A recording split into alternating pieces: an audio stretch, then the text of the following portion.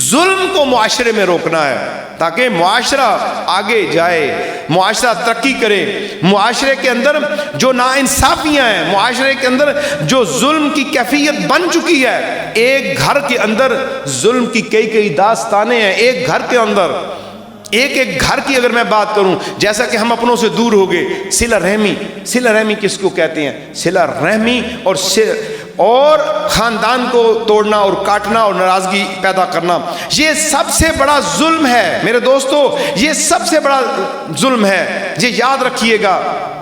یہ اتنا بڑا ظلم ہے کہ اس کے متعلق میرے آقا صلی اللہ علیہ وسلم نے ارشاد فرما دیا ہے کہ جو اپنی رشتہ داریوں کو قطع کرے گا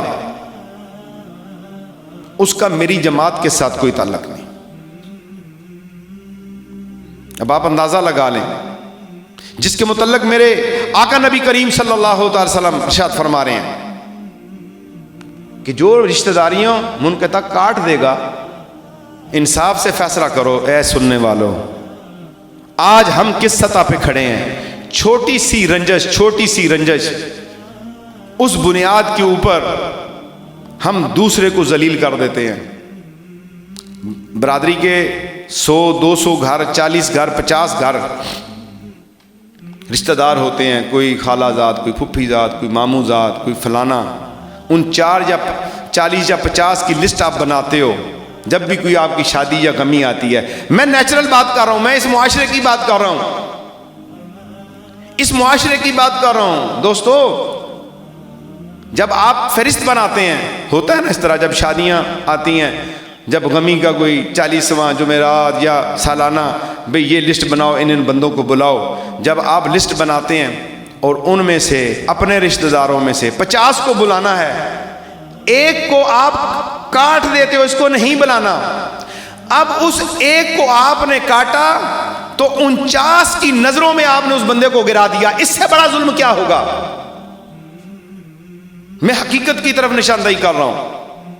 عبادت، روزہ، حج، زکوٰۃ اپنی جگہ پہ بہت ایسی عبادتیں ہیں، لیکن اس عبادت کی طرف میں آپ کو لے کے جانا چاہتا ہوں جس عبادت کے متعلق میرے آقا نبی کریم صلی اللہ علیہ وسلم نے بیت اللہ کی طرف اشارہ کر کے کہا تھا کہ اے بیت اللہ، تیری عظمت اور شان بہت بلند و بالا ہے، لیکن تجھ سے زیادہ مومن کی حرمت ہے، تیرے سے زیادہ مومن کی حرمت ہے۔ لیکن ہم تو اس سے بہت دور ہو گئے ہیں، ہم تو اپنے خونی رشتوں سے دور ہو گئے ہیں، ہم اپنے ماں باپ سے دور ہو گئے ہیں، ہم اپنے بہن بھائیوں سے دور ہو گئے ہیں۔ ہاں، ماں باپ جب تک زندہ ہوتے ہیں پھر بھی یہ آپس میں ملتے ہیں، لیکن ان کا سایہ اٹھتا جائے تو ان گھروں میں بہنوں کے دروازے بند ہو جاتے ہیں۔ خدارا اپنے گھروں کے دروازے بہنوں پہ بند نہ کرنا، اس سے بڑا ظلم نہیں ہوگا۔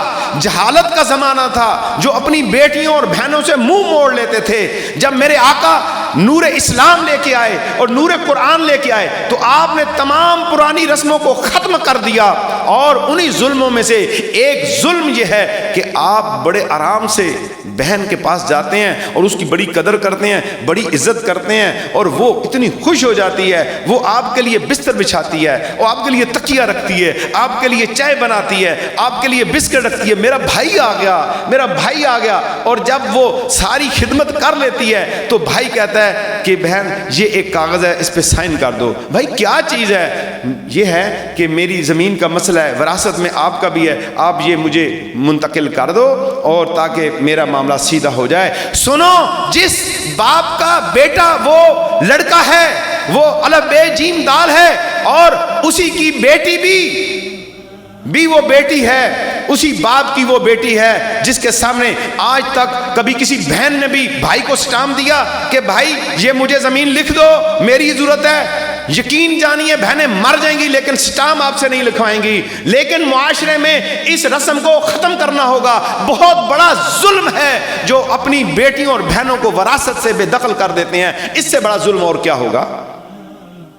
اور ظالم کے متعلق قرآن کے اندر واضح ارشاد موجود ہے کہ ظالم جو ہے، اور ظلم کے انداز الگ الگ ہیں۔